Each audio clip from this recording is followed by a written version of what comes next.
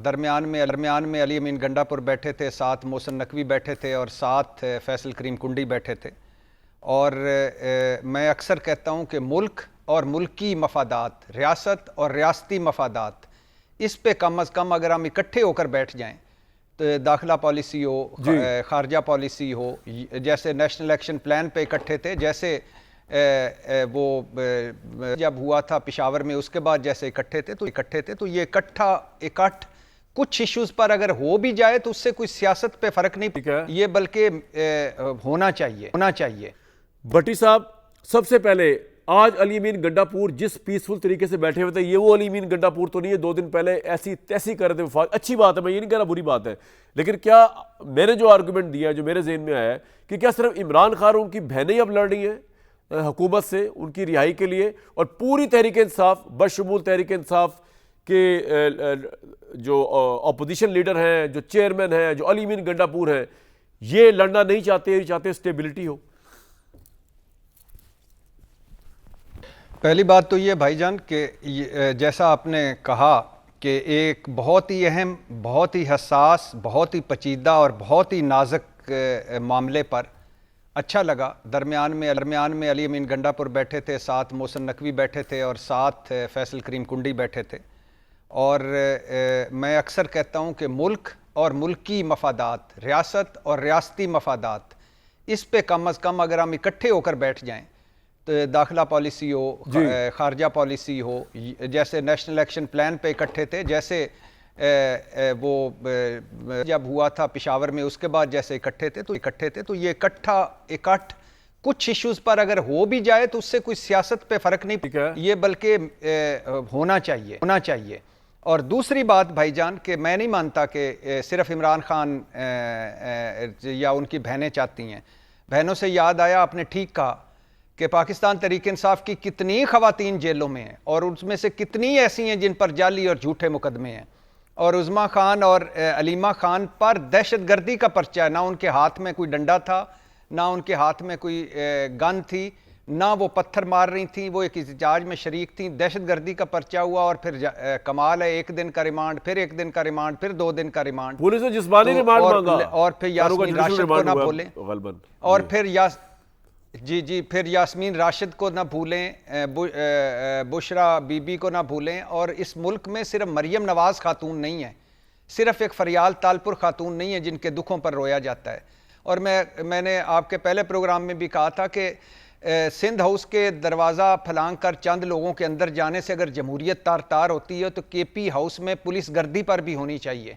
और अगर मरियम नवाज के होटल का दरवाज़ा तोड़ने पर जमहूरियत तार होती है तो केपी हाउस के अंदर दरवाजे तोड़ने पर और लोगों को मारने पीटने पर भी जमहूरियत को तार होना चाहिए। और आज ने इस इकट्ठे थे, इसने एक और सबक सिखाया है कि हुकूमत को कुछ खौफ खुदा करना चाहिए। कोई दहशतगर्द जमात, पाकिस्तान तहरीक इंसाफ दहशतगर्द जमात नहीं है, कोई मुल्क दुश्मन नहीं है, कोई गद्दार नहीं है। आर्टिकल 6 लगाने, बगावत के मुकदमे करने, पार्टी पर पाबंदी लगाने से बाज आ जाएं। अगर आप लेवल प्लेइंग ऑफ फील्ड आपने छीन ली, सियासी स्पेस छीन ली, मैंडेट छीन लिया, मखसूस नशिस्तें छीन ली, रिकॉर्ड जाली और झूठे मुकदमे बनाए, और इसके बावजूद अगर वो आपके साथ बैठे हैं तो आप ये आईनी तरमीम वाला एडवेंचर ना करें खुदा के लिए। नहीं, लेकिन खौफ है हुकूमत को। मैं इस पे आता हूं। बिलावल भुट्टो के मैं जरूर, और बिलावल भुट्टो पे मैं जरूर बात करना चाहूँगा कि उन्होंने फरमाया, अजीम कॉल फरमाया है कि मंसूर अली शाह पर एतमाद नहीं कि दूसरे जजेस को कंट्रोल कर सकें। सर, 1971 में आपके नाना साहब जो थे वो पाकिस्तान तोड़ने में एक किरदार था उनका, लेकिन क्या किसी मंसूर अली शाह ने जब वो प्राइम मिनिस्टर बन रहे थे तो कहा था कि बाकी मानदा मुल्क को कंट्रोल करने के वो एल नहीं है? जब बेनज़ीर भुट्टो साहब आपकी वालदा 2 मरतबा वज़ीर आज़म बनी तो किसी जज साहब ने, मंसूर अली शाह ने यह कहा कि आपकी वालदा को प्राइम मिनिस्टर बनने की अहल नहीं है, वो कंट्रोल नहीं कर सकेंगी? जब आपके वालिद 2 मरतबा सदर बन चुके हैं और उन पर भांत भांत के इल्ज़ामात हैं तो किसी ने कहा है कि वो इस काबिल ही नहीं है कि सुप्रीम कमांडर बन सकें इस मुल्क के? किसी जज ने कहा, किसी मंसूर अली शाह ने। और जब आप बिना मेरिट के वजीर खारजा बन गए तो किसी मंसूर अली शाह उठकर बोले, कोई मंसूर अली शाह के आपके ना तजर्बाकार हैं, आप इस मुल्क की खारजा पॉलिसी को कंट्रोल नहीं कर सकेंगे? ठीक है। तो ये वो बोंगियां हैं ये वो चीजें हैं कि जिससे नफरत और तकसीम में मैं आपको इजाफा बताता हूं होता है, भट्टी साहब, आगे चल के जिससे प्रोग्राम अगर में एक तरफ मामला ये खौफ कहते का हैं है। कि जी नहीं, एक जुमला, सिर्फ एक जुमला, जी एक जी तरफ अगर ये कहते हैं कि फलां फलां जजेस कंट्रोल नहीं हो पा रहे, फलां फलां जजेस सहूलतकार हैं, दूसरी तरफ अपने मनपसंद जजेस लाने के चक्कर में हैं, तो ठीक है। खुदा का खौफ करें, वो इस कहना मुल्क ये पे चाह रहम रहे हैं कि करें, हमें बस करें कंट्रोल ये जजेस बोंगियां चाहिए मारना। भाई, वो यही कहना चाह रहे हैं, आपको बात समझ आनी चाहिए। खौफ है। मैं इस पे आता हूं एक मिनट। जी भट्टी साहब। भाईजान, मैं बड़ा हैरान हूं कि मेरे दोनों मुअज़्ज़ज़ दोस्त आइन के हवाले दे रहे हैं। हाँ, मैं भी हैरान हूं। आइन ये कहता है, आइन वो कहता है, आइन फलां कहता है। ओ किधर है आइन पाकिस्तान? 3 मरतबा आइन तोड़ चुके हो आप। आइन पाकिस्तान नहीं बताता कि शफाफ इलेक्शन होने चाहिए। आइन पाकिस्तान नहीं कहता चादर चार दीवारी का तहफ़्फ़ुज़ होना चाहिए। आइन पाकिस्तान नहीं कहता इंसान के बुनियादी हकूक़ का तहफ़्फ़ुज़ होना चाहिए। आइन पर खुदकुश हमला करने जा रहे हैं, आज़ाद अदलिया पर खुदकुश हमला करने जा रहे हैं और आइन की बातें कर रहे हैं। भाई आप एक बताइए, इhtजाज बुनियादी हक है, लेकिन इhtजाज के तौर पर आप मोटरवे के दरमियान बैठ जाएं, सड़कें बंद कर दें, कारोबार ज़िंदगी बंद कर दें, तो वो बुनियादी हक है आपका? आज़ादी इज़हार राय बुनियादी हक है। क्या आप मादर पिदर आज़ादी इज़हार राय आपका बुनियादी हक है?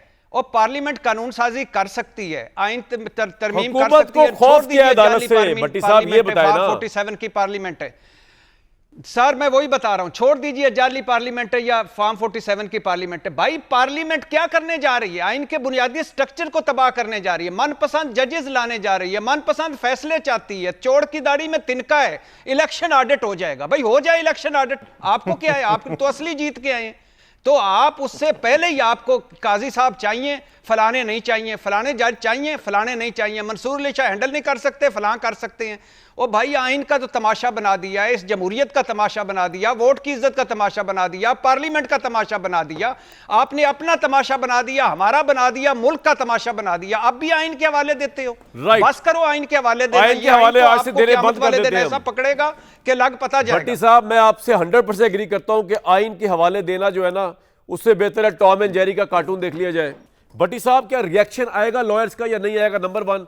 नंबर 2, नवाज शरीफ साहब क्यों कह रहे हैं, किसको कह रहे हैं ऐसा निज़ाम अदल लाना जिसमें किसी फर्द की बालादस्ती ना हो और फर्द वाहिद मुल्क को अंधेरों के सुपुर्द कर दे? ऐसा नहीं होना चाहिए। ये किसको कह रहे हैं भाई? ये कुछ समझ आया आपको भट्टी साहब? अच्छा, पहली बात तो ये है कि मियां मोहम्मद नवाज शरीफ साहब पता नहीं कहाँ हैं, सुन रहे हैं कि नहीं सुन रहे। मैं तो उनका बड़ा फ़ैन हूँ और उनकी एक तकरीर का एक क्लिप आजकल मैं बड़ा बार सुबह उठते भी वो याद करता हूँ, दोपहर को भी, शाम को सोते हुए। भाई यूसुफ रज़ा गिलानी, ये हैवानों की बस्ती नहीं है, इंसानों की बस्ती है। सुप्रीम कोर्ट का फैसला मानो। सुप्रीम कोर्ट का फैसला क्यों नहीं मान रहे? हम इसको हैवानों की बस्ती नहीं बनने देंगे। पता नहीं कहाँ गए मेरे वो महबूब कायद कि इन्होंने जो 3 मरतबा आइन की खिलाफ वर्जी की और ये उनके भाई, छोटे भाई, चहेते भाई साथ खड़े थे और सुप्रीम कोर्ट पर चढ़ाइयाँ कर रहा था बंदयाल और उन सारे बेंचेस पे। अब दूसरी बात ये है कि भाईजान नवाज शरीफ साहब को इतना तो बता दें कि बाहर से जो पैसे आ रहे हैं वो फ़ौज की वजह से हैं, बाहर से जो मुल्क से ताल्लुकात बेहतर हैं फ़ौज की वजह से हैं, IMF से जो डील हुई है उसमें फ़ौज का किरदार है, सऊदी वफद जो आज आया है उसमें फ़ौज का किरदार है, IPPs के साथ जो मुआहदे नए सिरे से हो रहे हैं फ़ौज का किरदार है। भाई कुछ क्रेडिट तो दो और कुछ इतना तो कर दो। पहले इमरान खान दौर में भी ये वही हो रहा था और आज इनके दौर में भी वही हो रहा है, लेकिन अल्हम्दुलिल्लाह ये जब इस दौर से निकलेंगे ये इस फौज पे ऐसी चढ़ाइयाँ करेंगे कि हमें लगेगा कि जमहूरियत ये होता है असल हुस्न। मुझे भी लग रहा है। अब आ जाएं कि भाईजान आ जाएं कि आइन मुझे ये बताएं कि इफ्तिखार चौधरी साहब, खोसा साहब, साकिब निसार साहब क्यों इनको बुरे लगते हैं, क्यों तनकीद होती है? नहीं, आपके ख्याल में जुडिशियल अगर ये तरमीम पास हो जाती है तो क्या होगा पाकिस्तान में? इस पे आए ना जरा। लॉयर्स मूवमेंट चलेगी, बॉयकॉट होगा, नहीं पहली बात क्या होगा? पहली बात तो ये है कि इनको ये मैंडेट ही नहीं है और दूसरी बात ये है कि पार्लियामेंट चलो असली नकली छोड़ दें। तीसरी बात है अगर ये कर जाएं, जो कि ये कोशिश करेंगे, पूरी अटेम्प्ट करेंगे, तो उसके बाद पाकिस्तान तरीके इंसाफ तो होगी सड़कों पर, वकील भी सड़कों पर होंगे, जुडिशरी भी सड़कों पर होगी और ये नहीं रख सकेंगे इसको, इस तरह नहीं होता। पूरे मुल्क में आपको जंगल का कानून आप नहीं बना सकते। आप अपने जज लगाएं, आप उनके तबादले आप करें, चीफ जस्टिस आप बनाएं, तो फिर आप पार्लियामेंटेरियन से चंद बंदे उठाएं और उनको सुप्रीम कोर्ट में लगा दें, हाई पॉइंट आ कोर्ट गया में लगा दें, और फिर आराम से आपको रियलाइजेशन करें है कि अगर आपके फैसले। खिलाफ लॉयर्स मूवमेंट ट्रिगर होगी तो आपके लिए हुकूमत संभालना मुश्किल हो जाएगा।